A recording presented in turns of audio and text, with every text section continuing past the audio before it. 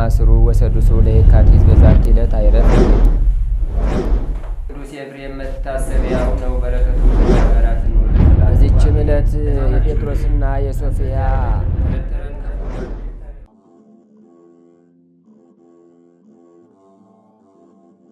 በስመ አብ ወወልድ ወመንፈስ ቅዱስ አሐዱ አምላክ አማስሩ ለግንቦት በዛቲ ዕለት ኮነ ተዝካረ ዕረፍቶሙ ለቅዱሳን ጻድቃን ሰለስቱ ደቂቅ አናንያ አዛርያ ሚሳኤል። አንድ አምላክ በሚሆን በአብ በወልድ በመንፈስ ቅዱስ ስም ግንቦት 10 በዚች ቀን የከበሩ ጻድቃን ሰለስቱ ደቂቅ አናንያ አዛርያ ሚሳኤል የዕረፍታቸው መታሰቢያ ነው። እሊህም ለይሁዳ ንጉሥ ለኢዮአቄም ልጆቹ ናቸው። ዳንኤልም የእህታቸው ልጅ ነው።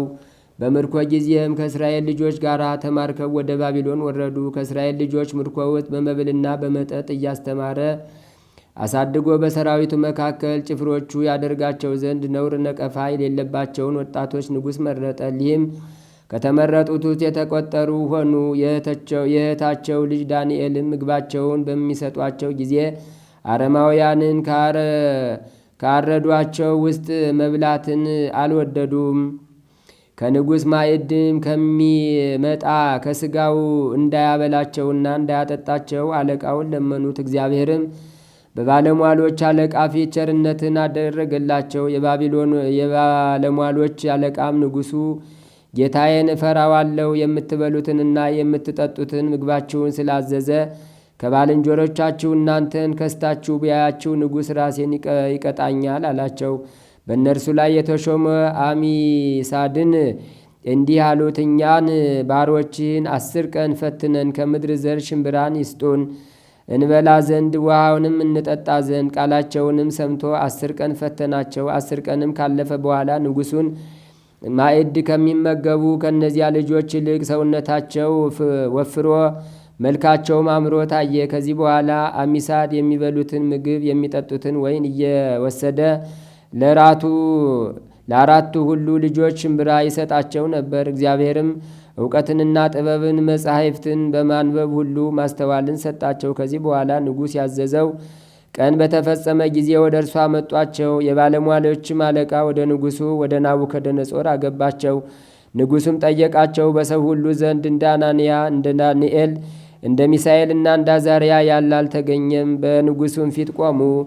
ንጉሡም የፈለገውን የምክርና የጥበብን ነገር ሁሉ በግዛቱ ካሉ ጠንቋዮችና አስማተኞች ሰዎች ሁሉ ይልቅ በነሳቸው ዘንድ 10 እጥፍ አገኘ። ንጉሡም እጅግ ወደዳቸው። በባቢሎን አገር ሁሉ ላይ ገዢዎች አድርጎ ሾማቸው። ንጉሥም ጣዖትን ከወርቅ ባሰራ ጊዜ ሰዎችን ሁሉ እንዲሰግዱለት አዘዛቸው። 3ቱ ልጆችም ለዚያ ጣዖት ባልሰገዱ ጊዜ የሚቀኑባቸው ወደ ንጉሥ ነገር ሰርተው በንጉሥ ፊት አቀረቧቸው። ስላልሰገዱለትም ጠየቃቸው። እነርሱም እኛስ ለሠራኸው ለወርቅ ምስል አንሰግድም አሉት። ንጉሥም ተቆጥቶ ከሚነድ እሳት ምድጃ ውስጥ ይጨምሯቸው ዘንድ አዘዘ። እግዚአብሔርም መልአኩን ልኮ የእሳቱን ነበልባል አጠፋው። በጧት ጊዜ እንደሚቀዘቅዝ በእሊህ በሦስቱ ልጆች ዘንድ እንደ ጠዋት ውሃ ቀዝቃዛ አደረገው። ከዚያም የእሳቱ ነበልባል 49 ክንድ ያህል ከፍ ከፍ ብሎ በውጭ ያሉትን አቃጠላቸው። እሊህን ሰለስቱ ደቂቅን ግን ምን አልነካቸውም። ንጉሥም ይህ እንደ ድንቅ ሥራ አይቶ በፊታቸው ሰገደ። የሰማይና የምድር ፈጣሪ እግዚአብሔርንም አመሰገነው። ለእሊህም ልጆች ሹመታቸውን ከፍ ከፍ አድርጎ ክብርን ጨመረላቸው።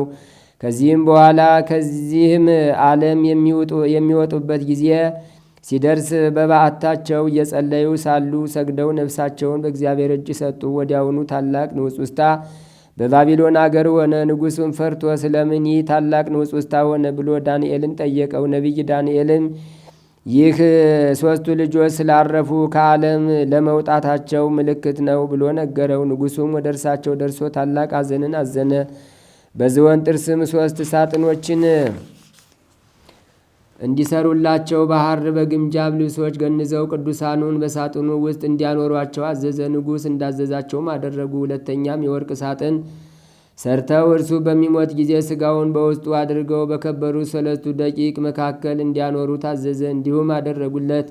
ከዚህ በኋላ የከበረ አባ ቴዎፍሎስ በእስክንድርያ ሊቀ ጵጵስና በተሾመበት ወራት በስማቸው ቤተ ክርስቲያን ሠራ። ሥጋቸውንም ወደዛች ቤተ ክርስቲያን ሲያመጣ ወዶ ሊያመጣ ወዶ ሥጋቸውን እንዲያመጣለት አባ ዮሐንስ ሐጺርን ወደ እርሳቸው ሀገረ ባቢሎን ላከው። ወደ ባቢሎን ሀገርን በደረሰ ጊዜ ወንዞቿን አየ። በውስጧ ከቶ ሰው አልነበረም። የወርቁ ምስልም በዚያ አለ። ከእግዚአብሔር የታዘዘ መልአክም የቅዱሳን ሥጋ ወዳለበት አደረሰው። የንጉሥም ሥጋ በመካከላቸው ነበረ። ሥጋቸው ባለበትም ቦታ ሰገደ። እንዲህም ብሎ በማልቀስ ጸለየ። የከበራችሁ አባቶች ሆይ፣ የከበረ አባት ሊቀ ጳጳሳት አባ ቴዎፍሎስ በስማችሁ ቤተ ክርስቲያን ሰርቶ ሥጋችሁን በውስጧ ሊያኖር እኔን ልኮኛልና ከእኔ ጋር ትሄዱ ዘንድ ፈቃዳችሁ ይሁን። በዚያን ጊዜ እንዲህ የሚል ቃል ከሥጋቸው ወጣ።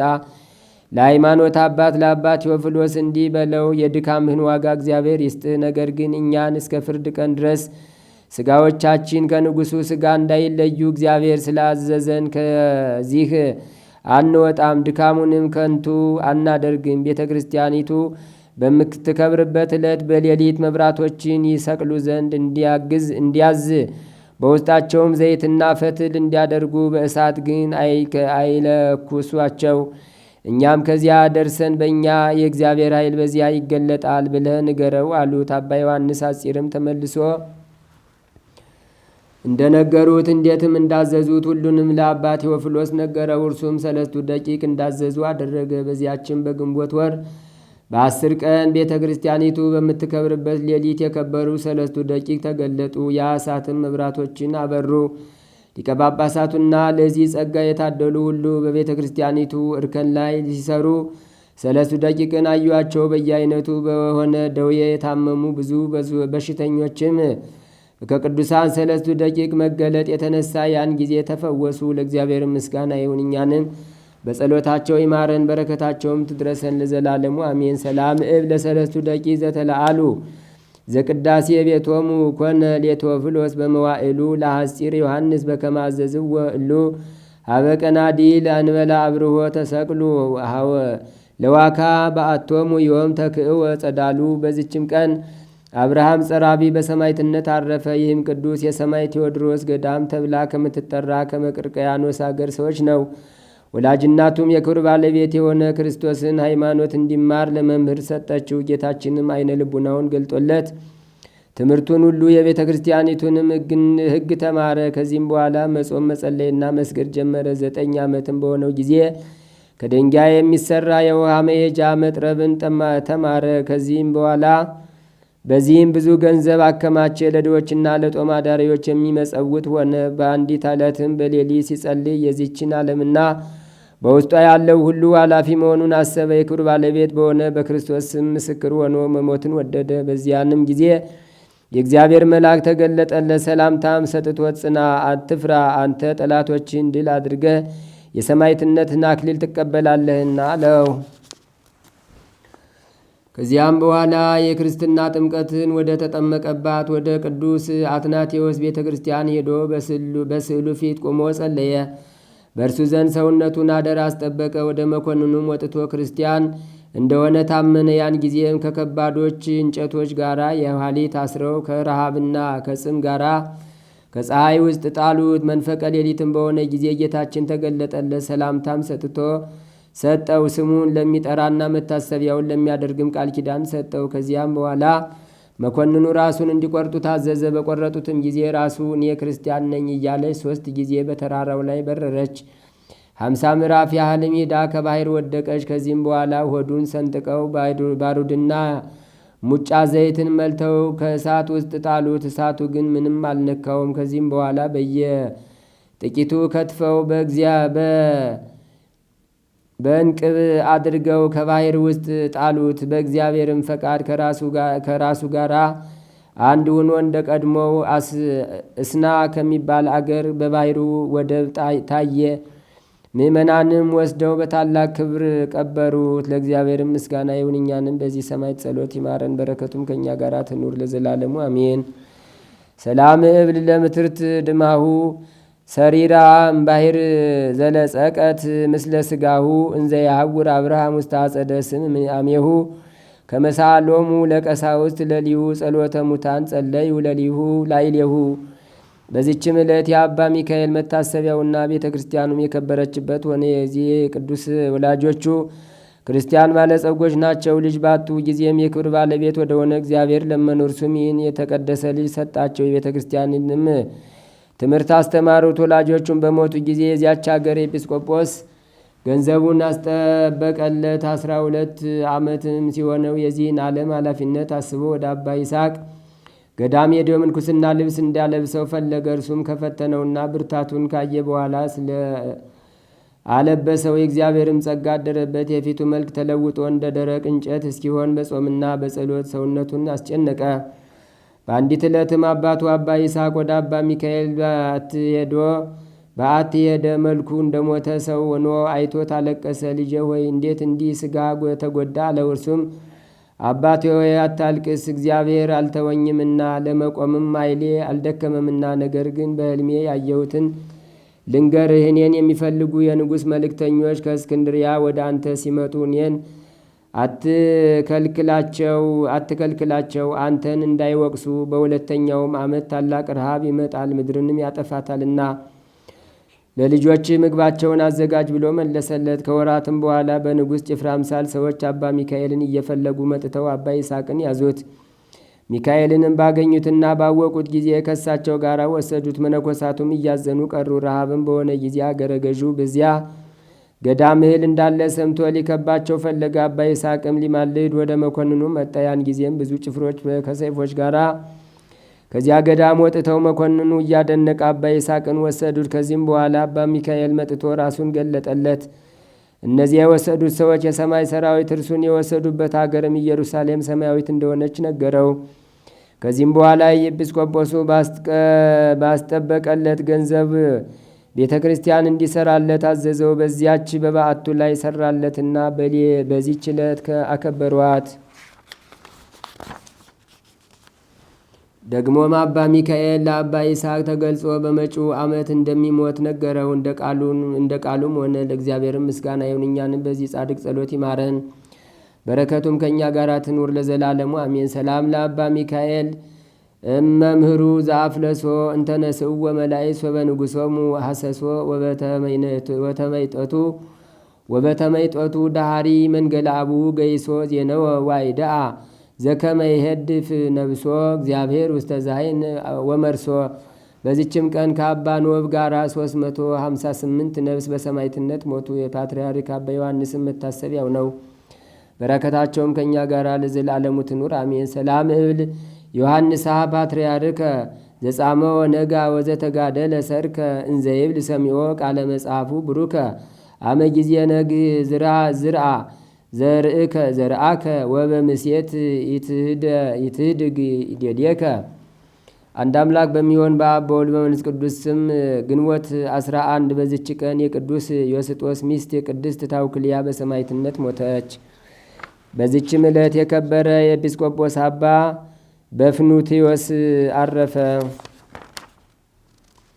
በዚችም ቀን የባሌ መምህር አባ አሴር በሰማዕትነት አረፈ። በዚችም ዕለት የሱራፌል አምሳላቸው የሆነ ኢትዮጵያዊ ማሕሌተ ያሬድ አረፈ።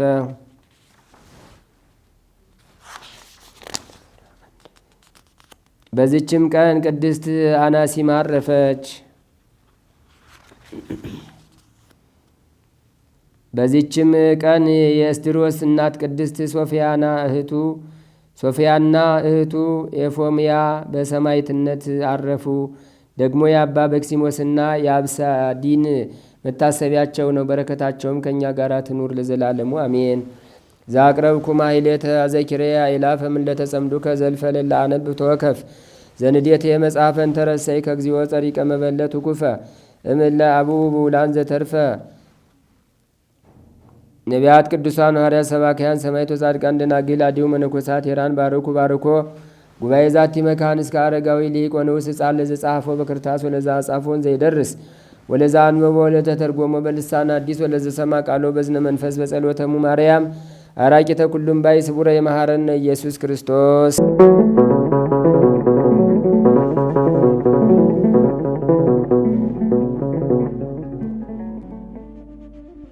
ተአምሪሁ ለቅዱስ መስቀል። አንድ አምላክ በሚሆን በአብ በወልድ በመንፈስ ቅዱስ ስም የሰይጣን ወጥመድ ይሻር፣ ሁሉም ሕመምና ደዌ ተሰደዱ። ሁላችሁም መናፍስት ርኩሳን ከኔ ከባሪያዬ ነፍስና ሥጋ ተሰደዱ። በዚህ አንተና ይህን መጽሐፍ ከሚይዙ ከሚጸልዩት ከሚያነቡት ሁሉ በኢየሱስ ክርስቶስ የመስቀሉ ኃይል ደዌና ሕመም ሁሉ ከባሪያ ከእኔ ነፍስና ሥጋ ይውጣ። ሁሉንም ፍጥረት በፈጠረ በሕያው እግዚአብሔር አምላችኋለሁ። ከነፍሴና ከሥጋዬ አትቅረቡ። በሌሊትና በጠዋት የመረጣችሁ ውጡ። በባህርና በደረቅ መሬት በወንዝ የመጣው ሁሉ በምድረ በዳና በተራራ የመጣውም ሰይጣናት ውጡ። በለቅሶና በሐዘን በክብርና በጉስቁልና የመጣው ሰይጣናት ውጡ። በሳቅና በፌዝ በደጋና በቆላ በጨዋታና በጠብ በድንጋጤ በስትርቅታ በቃር የመጣችሁ ሰይጣናት ውጡ። በብርሃንና በጥጋብ ብዛት በብርድና በእንቅጥቅጥ ከተቅማጥ ከቁስል ፌዝ ከሚባል የአንጀት ሕመም ከሚባል የአባላዘር ሕመም ሁሉ በሰማይና በምድር ያለውን ፍጥረት ሁሉ በፈጠረ በሕያው እግዚአብሔር አምላችኋለሁ፣ አወግዛችኋለሁ። ስለ እኛ በተሰቀለ ያድነን ዘንድ የብረት በር ረግጦና ሰብሮ በተነሳው የብረቱ መወርወሪያ በሰበረ በኢየሱስ ክርስቶስ አምላችኋለሁ። ሕመምና ደዌ ሁሉ የሰይጣን ወጥመዶች ሁሉ የሴቶችን ማኅፀን የሚዘጋ የሴቶችንም የመርገም ደም የሚያበዛ ያን ጊዜ የሚመጣ የሚያበዛ ልጅ የማይወልዱ የሚያደርጉ ሁሉ በ99 የመላእክት ነገድ አምላችኋለሁ። በቅዱሳን ሰማዕታት ሁሉ መልካም እርግብ በሆነችው በማርያም በውስጧ መላእክት በሚያመሰግኑባት በኢየሩሳሌም ሰማያዊት በእውነት መንፈስ ቅዱስ ጰራቅሊጦስንም ስሙ። አሸናፊ በሆነ በአማኑኤል በስውርና በግልጽ በተተረጎመ ስሙ በእግዚአብሔር አወግዛችኋለሁ። ሰይጣናትንም አወግዛችኋለሁ። እንዳትቀርቡኝ እንዳትነኩኝ ነፍሴና ሥጋዬን እኔ ጸሎት ያደረኩበት የእኔ የሆነውን ሁሉ በዚህ መጽሐፍ በዚህ ውሃ ቢሆን ቢረጩት ቢጠጡም ከክፉ ነገር ሁሉ ይዳኑ፣ አጋንንትም ክፉ ማድረግ አይችሉም። በዚህ መጽሐፍ ከእኔ እንደወጡ አምላችኋለሁ እንድትወጡ አምላችኋለሁ። ይህን መጽሐፍ የያዘና የተሸከመው ሁሉ ይዳን። አቤቱ አንተ ጠብቀን ሰውረን፣ በክንፈ ረድኤትም ቀድሰን። ኃይልን የተሞሉ የሰማይ መላእክት የሚያመሰግኑት እኔ በሰራኋቸው በፊቴ በተቀመጡ ጸበል ዕቃዎች ፊት ቅዱስ ቅዱስ ቅዱስ እያልኩ ስምህን እጠራለሁ። በእውነት ያለ ሐሰት ሕሙማንና ድውያን ሕይወትን የምትሰጥ ሁሉንም ደዌ አርቅ። በእኔና በባሪያ የሴቶችን የወንዶችን ስራይ ፍታ።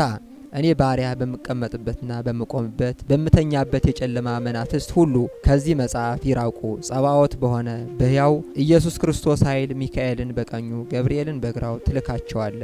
ሰይፋቸው በእጃቸው ነው። የኢየሱስ ክርስቶስ ስም በመካከላቸው ነው። የምድርን አራቱን የሰማይ ማዕዘን ያንጻሉ። በብርሃን ኃይል የሚመራው የምድር አራቱ ማዕዘን ያነጻል። ሁሉም የአጋንንት ሰራዊት ወጣን ወጣን እያሉ ይሸሻሉ። ከባሪያ ከነፍሱ እየሸሹ እየራቁ ሄድን ሄድን ይላሉ። የድንግል ልጅ የኢየሱስ ክርስቶስ የጸባዖት ጌታ በዚህ ዓለም ባለው ምድር ሚካኤል በቀኙ ገብርኤል በግራ ላክልኝ። ሰይፋቸው በእጃቸው ነው። ደዌ ሕማም ሁሉ ይሰደድ፣ ይንቀጥቀጥ፣ ይሽሽ። ከባህሪ ከነፍስና ከስጋው ሰይጣናት ይራቁ። ለምን ትገባላችሁ? በሰው ልጅ ሁሉ ውጡ። ከእግዚአብሔር አገልጋይ ውጡ። በአምላካችን በእግዚአብሔር በስሙና በካህሊነቱ ውጡ። ይኸውም አንጢቆራጦስ ነው። ከሰው ልጅ አስወጥቼ እሰደው ዘንድ ኃይሌ መጠለያዬ ነው። በመስቀል እርዳታ የሚድን እርሱ በመስቀል ጥላ ይኖራል። የመስቀሉ ረድኤትና በረከት አይለየን ለዘላለሙ አሜን። እግዚአብሔርን ያልበደለ ማን አለ? ያላታለላለን እንዴ? ጾም ያልሻራለ እንዴ? ያልወደቃለ እንዴ? ኃጢአት የማን ነው ከተባለ እኔ ነኝ ኃጢአተኛው፣ እኔ ነኝ በደለኛው ብለን ኃጢአታችን ብናምን እንደሆናት እያንዳንዳችን እግዚአብሔር አምላካችን ኃጢአታችን ያቀልልልናል ማለት ነው። በስመ አብ ወወልድ ወመንፈስ ቅዱስ አሐዱ አምላክ አሜን። በማርቆስ ወንጌል ምዕራፍ 10 ቁጥር 17 ላይ አንድ ጎረምሳ ነበረ። ከመረ ሕይወተ ዘላለም የዘላለምን መንግስቱን ጽድቁን እንድወርስ መምህር ሆይ ቸራለህን ንገረኝ አለው። ተአምር ትእዛዛት ትእዛዙን ታውቃለህ? አትስረቅ፣ አትዘሙት፣ አታታል፣ ይህንን ሁሉ አድርግ አለው። ይህንንማ ከልጅነት ጀምሬ አድርጌው የለምን አለው። አቲ ተርፈተከ እንግዳውስ አንድ ነገር ቀርታለች። እሱም ያለህን ሁሉ ገንዘብን ሁሉ ለነዳያን ሰጠ ትመጸውት ዘንድ ነው።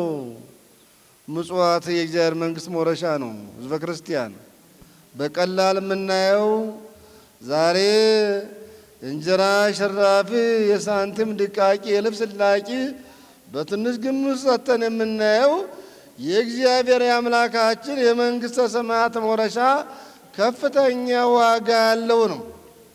እግዚአብሔር አምላካችን ያንን ሰውዬ ያለህን ሁሉ ገንዘብህን ሰጥተህ ለነዳያን እኔን ተከተለኝ ቢለው ገንዘቡ ብዙ ስለነበረ ፊቱ ጠቆረ። አዎ ኋላ ወደ ደቀ መዛሙርቱ አምላካችን ዘወር አለና ገንዘብ ያላቸው ሰዎች ወደ መንግሥተ እግዚአብሔር ከሚገቡ ገመል በመርፌ ቀዳዳ ቢያልፍ ይቀላል አለ። ደቀ መዛሙርቱ ተነጋገሩ። ሐዋርያው ቅዱስ ጴጥሮስ እኛ ሁሉን ትተን አንተን ተከትለናን ምን ይሆን ዕጣ ፈንታችን? አዎ የተወደዳችሁ ሕዝበ ክርስቲያን ምን ይሆን ዕጣ ፈንታችን ብለን ለእኛ ለእያንዳንዳችን ልናስታውስ ያስገባል። የመጨረሻው የዕጣ ፈንታችን እግዚአብሔር አምላካችን መንግሥቱን ጽድቁ እንድንወርስ ጠርቶናል። እስመ ብዙኃን ጽዋዓን ወኅዳጣን ኅሩያን የተጠሩ ብዙዎች ናቸው፣ የተመረጡ ጥቂቶች ናቸው። አዎ የተመረጡ ጥቂቶች ናቸው። የእግዚአብሔርን ቃል የሚያስተውሉ እውነቱንና ሐሰቱን የሚመርጡ እውነተኛ አገልጋዮች ጥቂቶች ናቸው። እውነተኛ አገልጋዮች ጥቂቶች ናቸው። ነገር ግን አጠቃላይ ዓለም እንዳለ የእግዚአብሔር መንግሥቱን ጽድቁን ለመውረስ ተጠርቶ ነበረ። ባካሃዱ፣ ባነጋገሩ፣ ባኗኗሩ ይቀርበታል። እግዚአብሔር አምላካችን ከማቴ አበሳ መፍቀሬ ንስሐ የኃጥአን ተስፋ የሆነ ወልደ እግዚአብሔር የመጣው ለሁሉ ነው። ነገር ግን በአድርጎታችን ይቀራልና ስለዚህ የእኛ ዕጣ ፈንታችን ምን ይሆን ሲል ቅዱስ ጴጥሮስ እናንተማ እናታችሁን፣ አባታችሁን፣ እርሻችሁን፣ ዘመዳችሁን፣ አዝማዳችሁን ጥላችሁ ስለወጣችሁ መጥፎ እጥፍ ድርብ ታገኛላችሁ። መጥፎ እጥፍ ድርብ በዚህ ዓለም ለክርስቶስ ብሎ የተሰደደ እንደነ መርቆሬዎስ የእግዚአብሔርን መንግሥትና ጽድቅ መርጦ የወጣ ምንም ያላንጠለጠለ የእግዚአብሔር የአምላካችን ሰማዕታት ወደ ደም፣ ጻድቃን ወደ ገዳም እግዚአብሔርን መርጠው ገንዘብ ሳያንጠለጥሉ ምንም ነገር ሳይይዙ ሄደዋልና እናንተማ መቶ እጥፍ ድርብ ታገኛላችሁ ዋጋችሁን ነው የተባለ እና ወደ ዕለቱ ታሪክ እመለሳለሁ። ከዚህ በመቀጠል ምንድነው አንድ ጴጥሮስ የሚባል ታላቅ ሰው ነበረ። ይህን ታሪክ ነግራችሁና ወደ ዕለቱ ታሪክ እመለሳለሁ። ያ ጴጥሮስ የተባለው ጨካኝ ነበረ። ቅዱስ ጴጥሮስ አይደለም፣ ሐዋርያው አይደለም እምላችሁ፣ ሌላ ጴጥሮስ የሚባል ጴጥሮስ የሚባሉ ብዙ ሰዎች አሉ። አዎ ይሁዳ የሚባሉ ብዙ ሰዎች አሉ። እና ይሄ ጴጥሮስ ባለጸጋ ነበረ፣ ገንዘቡ ብዙ ነበረ። ነገር ግን ለድሃ አይራራም ነበረ፣ ጨካኝ ነበረ። ለነዳያን አይዘከርም፣ አይራራም፣ አያበላም፣ አይመጸውትም። እግዚአብሔር ግን ገንዘብ ለባለጸጎች ሲሰጥ ለነዳያን እንዲያካፍሉ አሳልፈው እንዲሰጡ ነው እንጂ ለራሳቸው ቤት ዘግተው እንዲበሉ አይደለም። የሰባውን አርደው የጠራውን አወራርደው እንዲጠጡ እግዚአብሔር አምላካችን ለሰው ልጆች ገንዘብ አልሰጠም። ገንዘብ የሰጠው ለባለጸጎች እንዲያካፍሉ። ለምሳሌ ሙሴ ስንል ሙሴ እስራኤልን 40 ዘመን የመራ ነው። ሜሳ አደለ፣ እስከ ስሙ ትርጓሜ ድረስ ሜሳ አደለ። የሚያድል እግዚአብሔር የሚሰጠውን የሚያከፋፍል፣ ከሰማይ የወረደውን መናውን፣ ከዓለት ላይ የፈለቀውን ውሃውን፣ አጠቃላይ እግዚአብሔር የሰጠውን ሁሉ በትክክል የሚያከፋፍል እንጂ ብቻውን የሚበላ አልነበረም። እና ጴጥሮስ ታዲያ ለነዳያን አይራራም፣ አይዘከርም። ከዕለታት በአንደኛው ቀን እግዚአብሔር አምላካችን የሰውን ጥፋት የማይሻ ይላል። የሰውን ጥፋት የማይሻ ሕይወቱን እንጂ ለእያንዳንዱ ጥፋቱን አይሻም እግዚአብሔር። በትልቅ እንቅብ እንጀራ አገልጋዩን አሸክሞ ሲሄድ አንድ የተራበ ችግረኛ ምስኪን ወደ ጴጥሮስ ላከለት። ምክንያተ ድኅን የሆነው ዘንድ ነው። መጣና እንጀራ አሸክሞ ሲሄድ ስመ እግዚአብሔር ጠራና ለመነው። ሲለምነው ከዚያ አገልጋዩ ከተሸከመው እንቅብ እንጀራ ላይ አንድ እንጀራ አነሳና ጣለለት ለዚያ ለማኝ። ይህንም የጣለለት እጸድቃለሁ ብሎ አይደለም ይላል። ለምንድን ነው? ከፊቱ እንዲሄድለት እንዳይዘበዝበው ያችን እንጀራ አነሳና ጣለለት። ያ ለማኝም ያችን እንጀራ ይዞ በማግኘቱ ደስ እያለው ወደ ቤቱ ወደ በዓቱ ሄደ። በሌሊት ይሄ ጴጥሮስ የተባለው ሰውዬ ራእይ ያያል። ራእይ ሲያይ ጥቋቁሮች ጸሊማን አጋንንቶች የሰውን ነፍስ የሚቃረጹ ወደዚህ ሰውዬ ወደ ጴጥሮስ ዘንድ ተሰብስበው ይመጣሉ። ተሰብስበው ይመጡና በቃ ነፍሱን ለመቀራመት ሚዛን ይመጣል። የሰራውን በደሉን እንሰብስብና በዚህ ሚዛን ላይ እናስቀምጠው ይላሉ። እነዚያ ጸሊማን አጋንንት የሁሉም እንደዚህ ነው። ስራ ያልሰራ ሰው፣ ጽድቅ ያልሰራ ሰው፣ ዛሬ ያልመጸወተ፣ ዛሬ ያላበላ፣ ሰጥቶት ያልሰጠ ሰው በዚህ መልክ ነው የምናየው። ለእያንዳንዳችን ታሪክ ነው። ሚዛን መጣና በዚያ ሚዛን ላይ በደሉን እየሰበሰቡ የሰራውን ሁሉ ኃጢአትና በደል ሲያስቀምጡ የነ ቅዱስ ሚካኤል፣ የነ ቅዱስ ገብርኤል፣ የነ ቅዱስ ራኤል ብርሃናት መላእክት የነሱ ወገኖች መጡና አፈሩ በዚህ ሰውዬ። እኛ ከዚህ ሰውዬ ምንድነው የምናገኘው?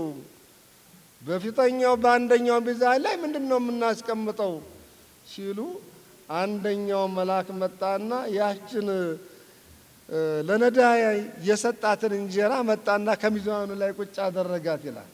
ከሚዛኑ ላይ መጣና ቁጭ አደረጋት። ያ የሰራው ኃጢአትና በደል ግን ሚዛኑን አስጨንቆታል፣ በስቷል። ይች ምን ትሆናለች? እንደው ዝም እንዳንል ብለን ነው እንጂ ይች ምን አላት ብለው በቀኝ በኩል ያችን አስቀምጠው በዚያች እያፈሩ ያችን ደግሞ ለምክንያት ማቅረባቸውን እንዳየ ጴጥሮስ የተባለው ሰውዬ ብንና አለ በህልሙ ሲያይ እንደዚህ ሆኖ ኃጢአቱ በስቶ ጸሊማን አጋንንት በሚዛን ሰብስበው ኃጢአቱን እንዳያስቀምጡ ንፉግነቱን እግዚአብሔር የሰጠውን አሳልፎ አለመስጠቱን ይህንን በህልሙ አይቷልና ብድግ አለና በስመ አብ ወወልድ ወመንፈስ ቅዱስ ብሎ ፊቱን አማጸነና ያለ ገንዘቡን ሁሉ በሙሉ አይኑ እያየ በሙሉ ሰጠ ለነዳያን። ያለውን ገንዘቡን ንብረቱን ጥርግ አድርጎ ሰጠና ራሱን ሸጠ። ሲያልቅ ሲጥመው ለካ እንደዚህ ያለ ጸጋ ክብር አለ። በመስጠት የእግዚአብሔር መንግሥት ትገኛለች፣ ባለመስጠት ደግሞ ጉዳት አለና ገንዘቡን ሁሉ ሰጥቶ ከጨረሰ በኋላ ራሱን ሸጠ ይላል። አዎ ለአምላኩ ብሎ የእግዚአብሔር መንግሥት ለመውረስ ብሎ ራሱን ሸጠ። በዚህ እጹብ እያሉ ሰዎች ሲያደንቁት ሰማና ውዳሴ ከንቱ ሊያመጡብኝ አይደለም ወይ? ገንዘቡን ጨርሶ መጸወተ፣ ራሱንም እንደ ባሪያ ሸጠ እያሉ ውዳሴ ከንቱ ሊያመጡብኝ ነው ብሎ ወደ አስቄጥስ ገዳም ገባ። አስቄጥስ ገዳም ከገባ በኋላ መነኮሰ። ከመነኮሰ በኋላ አበው ቅዱሳንን ረድቶ በዛሬው ዕለት አረፈ። ባረፈ ሰዓት የእግዚአብሔር መንግሥቱን ጽድቁን አገኘ ነው የሚለው። ተወደዳችሁት በክርስቲያን። አዎ እንግዲህ ቅዱሳን ሰማዕታት ዓለም አልተገባቸውምና ይላል እግዚአብሔር ቃል በዕብራውያን ምዕራፍ 13 ላይ ከቁጥር ምዕራፍ 11 ከቁጥር 13 ላይ ዓለም አልተገባቸውምና ሌጦ እየለበሱ ሰሌን እየለበሱ ዓለምን ጥለው ሄዱ ነው የሚለው። ተወደዳችሁ በክርስቲያን። እና በዛሬው ዕለት ይሄ ጴጥሮስ የተባለው ያችን አንድ እንጀራ አስቀድሞ የመጸወተ አረፈና የእግዚአብሔርን መንግሥቱን ጽድቁን ወረሰ። እግዚአብሔር ሲምር እንደዚህ ነው። እግዚአብሔር ሲያስተምር እንደዚህ ነው።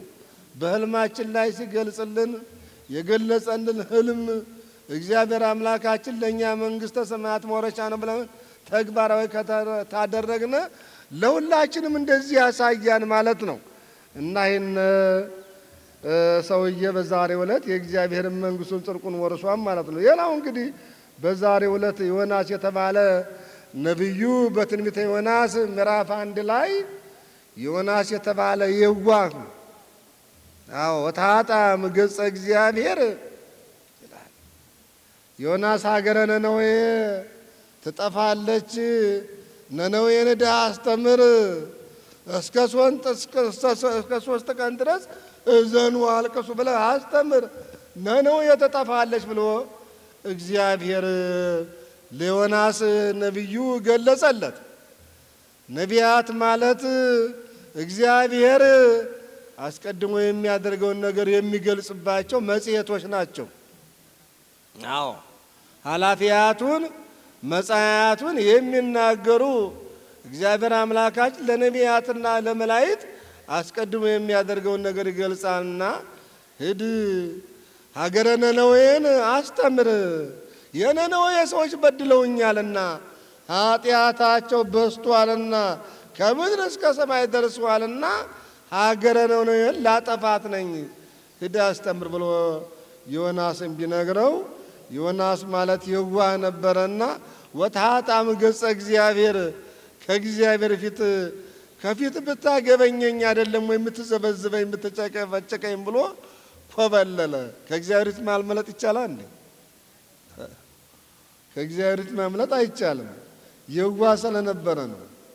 እግዚአብሔር አምላካችን ምስራቁም ምዕራቡን ሰሜኑም ደቡቡም የእግዚአብሔር ነው። ከእግዚአብሔር ማምለጥ አይቻልም። እንግዲህ ምንድነው ነቢዩ ዮናስ ያሰበው? እግዚአብሔር ቸር ነውና ይቅር ይላቸዋል። እኔ ነቢይ ሐሰት እባላለሁ ብሎ ነው የፈራው። ነቢይ ሐሰት እባላለሁ ብሎ አይደለም። ነገር ግን እግዚአብሔር አምላካችን ይመክራን፣ ያስተምራል። ካልሰሙ ይጠፋሉ፣ ከሰሙ ይድናሉ። ይህን ነው መልእክቱ። እግዚአብሔር አምላካችን ለሕዝቡ ያልሰበከበት አስተማሪ ያላከበት ጊዜና ዘመን የለም። ታዲያ ዮናስ ወደዚህ ከሀገር ተጠራ። ከዚያ በኋላ ወታጣም ገጸ እግዚአብሔር ከእግዚአብሔር ግን ሊታጣ ቢፈልግም እግዚአብሔር አምላክ ወደ ተርሴስ ሄደ እኮ ብሎ በዚያ ወደ ተርሴስ በደበት መርከብ አገኘና ከዚያ መርከብ ሰዎችን አሳፍሩም ብሎ ወደ መርከቡ ገባ። ከመርከቡ በገባ ጊዜ መርከቡ ተናወጸ። እንግዲህ መጀመሪያ አስቀድመው ጠይቀውት ነበረ። ባጭሩ አንተ የምታመልከው ማንን ነው? ሀገርስ ወዴት ነው? እንዲህም ብለውት ነበረና ከዚያ በኋላ የማመልከው እግዚአብሔር ባህሩን የብሱን የፈጠረውን እግዚአብሔር ነው የማመልከው።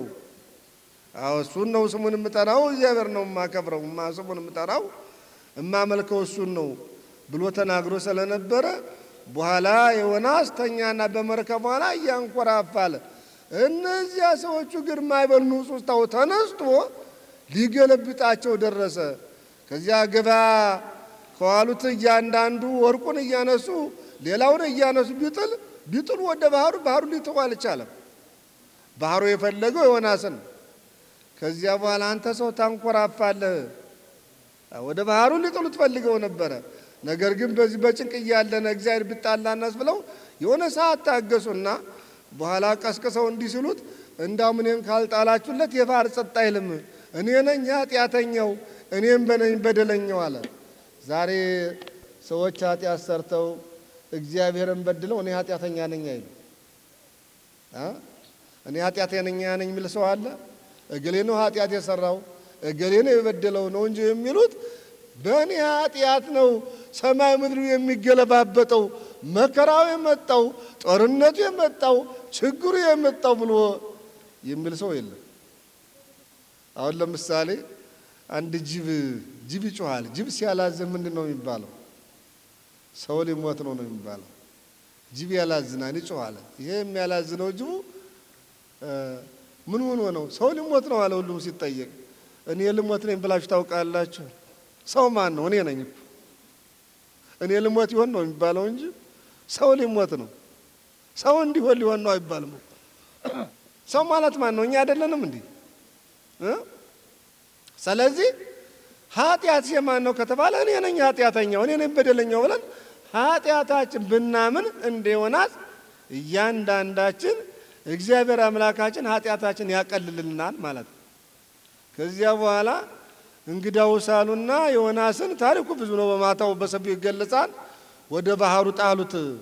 ወደ ባህሩ በጣሉት ጊዜ ዮናስን የታዘዘ አሳ አንበሪ አፉ የቤት ደጃፍ የሚያህል ነውና ተቀበለና ዮናስን ዋጠው። በዚያ ሆኖ እንግዲህ ዮናስ እግዚአብሔርን ይለምነው ነበረ። እግዚአብሔር አምላካችንን ከባህሩ ከማይበሉ ከዚያ ካዛው ከአሳ አንበሪ ውስጥ እንዲያወጣው እግዚአብሔርን ይለምን። በላዩ ላይ ቀጤማው ተጠመጠመ፣ መከራው መጣ፣ ችግሩ በላዩ ላይ ተከመረ። ነገር ግን 3 መዓልትና 3 ሌሊት ዮናስን ይዞት ከተጓዘ በኋላ ያ አሳ አንበሪ ተፋው። በተፋው ጊዜ ይቺ ሀገር ማን ናት አለ። ሀገረ ነነዌ ናት። ሀገረ ነነዌ ናት አለ። ለካ እግዚአብሔር ፈቃድ ነው አለ። ከዚያ በኋላ ወጣና ልዋልደር አላለም። ዕለቱን ትምህርት ጀመረ። በዚህ በትንቢተ ዮናስ ምዕራፍ 1 ጀምሮ ታሪኩ ሁላችሁም እያነበባችሁ ነው ታገኙታላችሁ። ከዚያ በኋላ ነስሑ ወእመኑ፣ ሁላችሁም ንስሐ ግቡ፣ ወደ እግዚአብሔር ተመለሱ፣ ነነዌ ትጠፋለች፣ እስከ 3 ቀን ድረስ ካልጸለያችሁ ምራት ከሙሽራው ይለይ፣ የሚጠባ ጭቅላም ከእናቱ ይለይ፣ ልጆችም እንጀራ የሚበሉት የሚጠጡት አትስጧቸው፣ 3 ቀን ሙሉ ማቅ ልበሱ። የነነዌ ሀገር ንጉሥ ስልምናሶር ይባል ነበረ። ስልምናሶር የተባለው ንጉሥ ሰማና ከዙፋኑ ወረደ፣ በራሱ ላይ ትቢያ ነሰነሰ፣ ማቅ ለበሰ፣ ሐመር ላይም ተኛ ይላል። ስልምናሶር ይባላል የነነዌ ንጉሥ በጊዜው የነበረው። ከዚያ በኋላ ሁሉንም ከምራት ከሙሽራው እንዲለይ ሕፃናትም ጨቅሎችም አጠቃላይ እንዳሉ ሁሉም ጠቅላላ እንዲጾም ታዘዘ። ፍጥረት ሁሉ ሊጾም ይገባል። አሁን አንዳንድ ጾም ሲመጣ በእኛ ዘመን ምክንያቱ እኔ በሽተኛ ነኝ፣ ይሄ ሕፃን ነው፣ ይሄ ምንድን ነው፣ ይሄ የሚል ነገር የለም። ሁሉም ነው መጾም ያለበት። ሁሉም የእግዚአብሔር ፍጥረት ስለሆነ ታናሽ የለም፣ ታላቅ የለም። እግዚአብሔር አምላካችንን ያዘዘውን ትእዛዙን ተቀብሎ ማድረግ ነው፣ ተግባራዊ ማድረግ ነው። እነዚህ የነነዌ ሰዎች ተግባራዊ ያድርገዋል። አጠቃላይ እንዳለ ታናሹም ታላቁም ሙሽራውም ጨቅላዎችም ሳይቀሩ 3 መዓልትና 3 ሌሊት በዚያ 3 ቀን ማለት ነው እግዚአብሔር አምላካችን በነነዌ ሰዎች ዮናስን ልኮ እንዳስተማራቸው የነቢዩን ትምህርት ተቀብለው ተግባራዊ አድርገዋል። በ3ኛው ቀን ያ መዓቱ እሳቱ መጣና ረጃጅሙን ዛፍ ከፍ ከፍ ያለውን ዛፍ ጫፍ ጫፉን በላና ወደ ሀገረ ሰዶም ሄዶ በዚያ ላይ ተደመረ ይላል። አራያውን አሳይቷን በላይ ላይ ነነዌን ግን ከጥፋት በ3 ቀን ትምህርትና በ3 ቀን ምህላ በ3 ቀን ጾም ከጥፋት ታድጓታል። ዛሬም እኛ ብንጾም ኢትዮጵያን ከጥፋት እግዚአብሔር አምላካችን ይታደጋታል። ነገር ግን ታናሹ ታላቁ እንደ ነነዌ ሰዎች ነን እንጾም ይሆን እንዴ? በሀገራችን ዛሬ ብዙ ችግር ነው ያለው። ብዙ የጎንዮሽ ጉዳቶች፣ ብዙ ኦርቶዶክስ የተባልነው ሁላ እንኳን የእግዚአብሔርን ቃል በትክክል የማንቀበልበት ዘመን መጥቷል። ልጆች እንግዲህ በእህል ብቻ የሚኖሩ ነው የሚመስሏቸው እናቶች። ገበሬ በጣረበት በጋረበት የሰው ልጅ በእህል ብቻ አይኖርም ነው የተባለ። በእህል ብቻ ነው እንዴ የሚኖረው? በመብላት በመጠጣት ብቻ ይኖራል እንዴ? በእግዚአብሔር ቃል ነው የተባለው። በእግዚአብሔር ቸርነት ነው የተባለው። በማቴዎስ ወንጌል ምዕራፍ 4 ላይ እንግዲህ አምላካችን መድኃኒታችን ኢየሱስ ክርስቶስ ሳይበሉም እኮ ያኖራን በረድኤቱ ይመግባል። ስንቶች ናቸው ሳይበሉ ሳይጠጡ እግዚአብሔር አምላካችን እየመገባቸው በበረሃ በየገዳማቱ እግዚአብሔር አምላካችን እየመገባቸው እህል ውሃ ሳይው 40 ቀን ድረስ የሚጨርሱ አሉ። አዎ እግዚአብሔር ረዳቸው። እና የተወደዳችሁ ሕዝበ ክርስቲያን ይህች ሀገረ ነነዌ የተባለች እግዚአብሔርን በድላ ነበረ። እግዚአብሔርን አስቀይማ ነበረ። እግዚአብሔር ግን የነነዌ ሰዎች እንዲጠፉ አልፈለግም። ይፈቅር ሞት ወለሀጥ አጠቃላይ እንዳለ እግዚአብሔር አምላካችን ማንም ሰው እንዲጠፋ አይፈልግም፣ እምቢ ካላለ በስተቀር። አስተማሪ ይልክለታል፣ ትምህርት ይሰጠዋል፣ መላልሶ ትምህርት እንዲሰጠው ያደርጋል። ያንን እምቢ ሲሉ ነው እግዚአብሔር ለመከራ ለችግር አሳልፎ የሚሰጠው። ሀገረ ነነዌ ግን ንጉሷን ጨምሮ ታናሹም ታላቁም ስለጾሙ በእውነት እግዚአብሔር አምላካችንን በ3 ቀን ደስ አሰኝተውት ሰቅሰቅ ብለው በማልቀሳቸው ከልቦናቸው በማዘናቸው ነነዌን በነቢዩ ዮናስ ስብከት እግዚአብሔር አምላካችን ከጥፋት ታድጓታል ማለት ነው። እኛም ዛሬ እንዲታደገን እግዚአብሔር ይቅር እንዲለን እንግዲህ ኢትዮጵያን እያያችኋት ነው። ከዳር እስከ ዳር ድረስ ተመልከቷት። ዛሬ ያለችበትን የሰው ልጅ ምን እየሆነ ነው ያለው? በረሃብ፣ በጽም፣ በጦርነት፣ በቂምና በበቀል፣ በተንኮል፣ በተለያየ ችግር የሰው ልጆች ችግር ላይ ወድቀን ነው ያለ ነው። መከራ ላይ ነው ያለ ነው። ይህም መከራ ለማራቅ መድኃኒቱ ጾም ነው። መድኃኒቱ በእንደዚህ ባለ ጾም ሰዓት እግዚአብሔርን አብዝተን ለምነን አብዝተን ጸልየን ተግባራዊ አድርገን ቃሉን መንግስቱን ጽድቁን ለመውረስ ከዚህ ዓለም ከመከራ ከችግር ለመውጣት ይሄ መድኃኒት ነው። መድኃኒቱ ይሄን ነው። ጾምና ጸሎት ነው። የእግዚአብሔር የአምላካችን ጾምና ጸሎት ሰይፍ ነው። የመጣውን ወዳና ወዲህ የተጋረጠብንን ያርቃል። እግዚአብሔር ቃሉ የአምላካችን የመድኃኒታችን ሕይወታችን በተግባር ላይ የምናውልበት ጾምና ጸሎት ነው። በጾም በመጸሎት ሁሉ ይሰራ ኃጢአት፣ በጾም በመጸሎት ሁሉ ይሰራ ኃጢአት፣ በጾምና በጸሎት ኃጢአት ሁሉ ይሰራያል ይወገዳል ነው። እግዚአብሔርን ያልበደለ ማን አለ? ሞታለ እንዴ? ያልቀልማለ እንዴ? ያላታለላለ እንዴ? ጾም ያልሻራለ እንዴ? ያልወደቃለ እንዴ? ማን ነው እግዚአብሔርን ያልበደለ? ከነነዌ ሰዎች እኛ አንበልጥም እንዴ? ኃጢአታችን በደላችን አይበልጥም? በዚያ ጊዜ ከነበረው ዘመን ያኮ የነነዌ ዘመን አምላካችን መድኃኒታችን ኢየሱስ ክርስቶስ ከመወለዱ በፊት ነው፣ አልተወለደም። በዚያ ጊዜ የብሉይ ኪዳን መጽሐፍ እንጂ የሐዲስ ኪዳን መጽሐፍ አልነበረም። እኛ ግን ጌታችን አምላካችን ተወልዶ ሐዲስ ኪዳን ቃል ገብቶ ቃሌን ብትጠብቁ እጠብቃችኋለሁ፣ ቃሌን ባትጠብቁ አጠፋችኋለሁ የሚለው ሐዲስ ኪዳን እንደገና ተካሂዷል። ኢየሱስ ክርስቶስ ቀደም ሲል በእነ ሙሴ አማካይነት በተለያዩ ነቢያት አማካይነት በእነ ዮናስ በተለያዩ ነቢያት አማካይ በኋላ ግን ከእርሱ ጋር እሱ ወደዚህ ዓለም መጥቶ ተጠምቆ ለእኛ ብሎ ጾሞ ጸልዮ እግዚአብሔር አምላካችን የሰው ልጆች ሕይወት፣ በረከት፣ ጸጋ፣ ክብር እንድናገኝ ምን ያላደረገው ነገር አለ? እግዚአብሔር ይህንን አለመቀበል ታላቅ አረመኔነት፣ ታላቅ አላዊነት ስለሆነ የተወደዳችሁ ሕዝበ ክርስቲያን በጾም ወበጸሎት ሁሉ ይሰራ ኃጢአት አምላካችን መድኃኒታችን ኢየሱስ ክርስቶስ በጾምና በጸሎት አማካይነት ስለሚስታደገን ኃጢአታችን ስለሚያስተሪ ክርስቲያኖች የሆነ ሰዎች አብዝተን ልንጾምና ልንጸልይ ይገባናል እና በረከቱና ምሕረቱ የእግዚአብሔር የአምላካችን ቸርነቱ ይደርብን። እንድንጾም እንድንጸልይ ኃይል እንድናገኝ ጸጋ ክብር እንዲሰጠን እግዚአብሔር አምላካችን መለመን አለብን። አምላካችን ኢየሱስ ክርስቶስ የሰማነውን በዝን ልቡናችን ይጻፍብን፣ ከቅዱሳን ረድኤት በረከት ያሳትፈን፣ ሰላም ቀን ያውለን፣ በዓሉን የበረከት በዓል ያድርግልን። አምላካችን ቅድስት ተዋሕዶ ሃይማኖታችን አስፋልን፣ ምእመናንን በሃይማኖት አበርታልን። የሰላም አምላክ ሰላምን ስጠን።